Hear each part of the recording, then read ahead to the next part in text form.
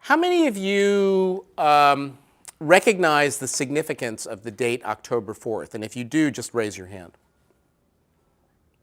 1957, though, isn't it? Ah, well, good point.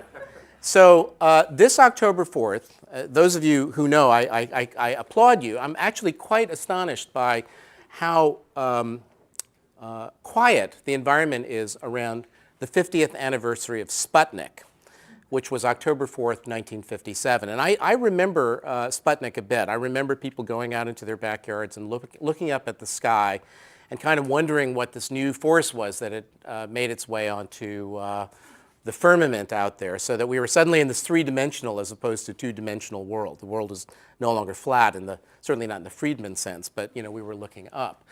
And it's an interesting watershed moment in history for us, because if you look at World War II, we emerged relatively unscathed with our engines of economic production intact, ready to kind of export an American idea of value, of the good life, of consumerism, and also of innovation around the world.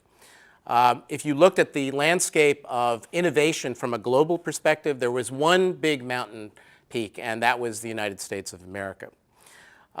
So the Sputnik moment of 1957 was significant in the sense that we awoke to a reality in which we were no longer leaders, we were laggards. And in fact, you may remember that the pattern of lagging wasn't just Sputnik 1, Sputnik 2 followed thereafter. That was really the big wake-up call for people in our national security apparatus who realized that if you could put a payload into orbit that was over 1,000 pounds, that could be a thermonuclear device, General, so better get with it.